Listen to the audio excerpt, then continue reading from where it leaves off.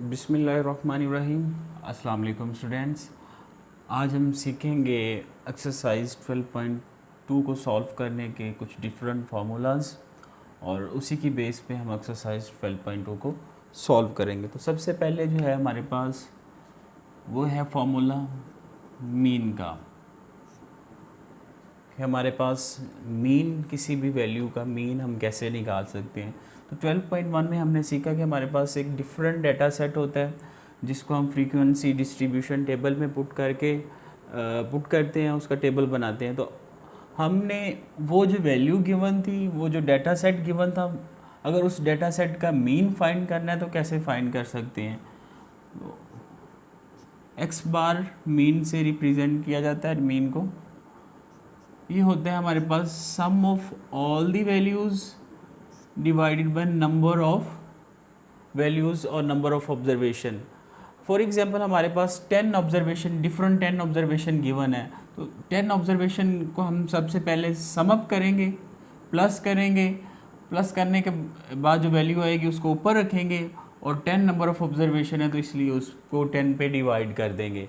अगर हमारे पास 5 different number of observation है तो वो 5 डिफरेंट ऑब्जर्वेशन को प्लस करेंगे और जो नंबर ऑफ ऑब्जर्वेशन 5 है तो उनको 5 पे डिवाइड कर देंगे। जो वैल्यू आएगी वो हमारे पास मीन हो गई। और इस तरह इसकी 2 टाइप्स और भी हैं। एक को हम वेटेड मीन कहते हैं।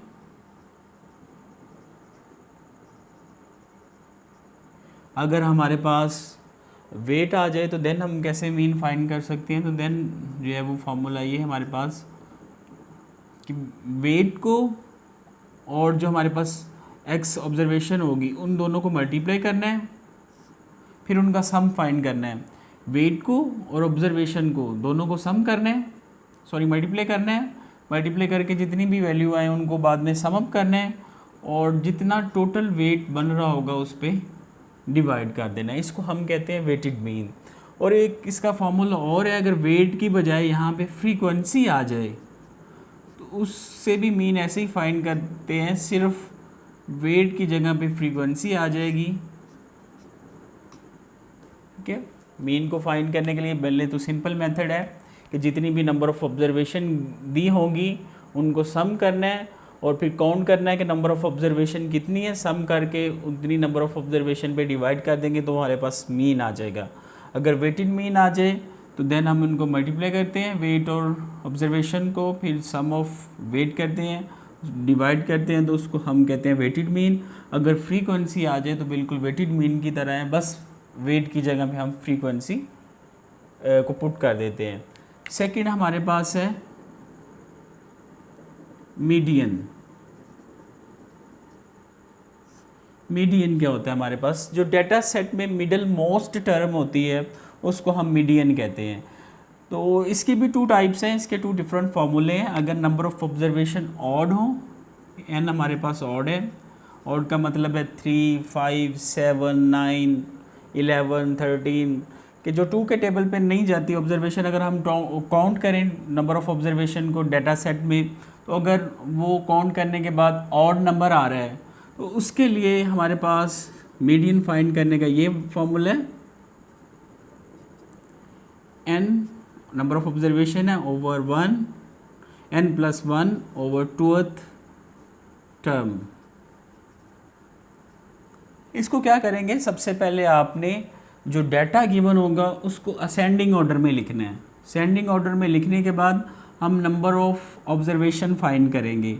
नंबर ऑफ ऑब्जर्वेशन के बाद हम क्या करेंगे कि नंबर ऑफ ऑब्जर्वेशन अगर हमारे पास 7 है उनमें 1 ऐड करेंगे तो 8 हो जाएगा। जब 8 को 2 पे डिवाइड करेंगे तो 4th टर्म आएगी। फिर हम डेटा सेट में देखेंगे कि 4th टर्म कहाँ पे है, वो जो 4th टर्म होगी वो हमारा मीडियन होगा।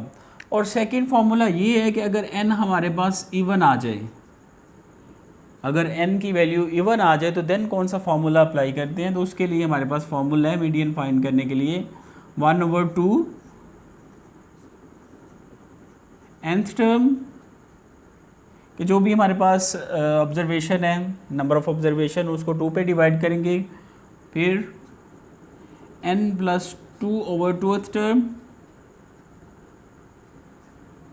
इसमें भी वैसे ही काम करेंगे। सबसे पहले हम उसको असेंडिंग ऑर्डर में लिखेंगे। असेंडिंग ऑर्डर में लिखने के बाद हम काउंट करेंगे तो नंबर ऑफ़ टर्म्स जो है वो या ऑब्जर्वेशन वो इवन होगी, तो उसको n की जगह पे पुट कर देना है। अगर n/2 करें तो फॉर एग्जांपल हमारे पास अगर n 10 है तो 10/2 5 आ जाएगा। फिफ्थ टर्म देखेंगे, उसके बाद यहाँ पे 6 टर्म आ जाएगा। तो फिफ्थ और 6 टर्म को दोनों को प्लस करेंगे, प्लस करने के बाद हम 2 पे डिवाइड कर देंगे, तो हमारे पास जो भी नंबर आएगा वो हमारा मीडियन होगा।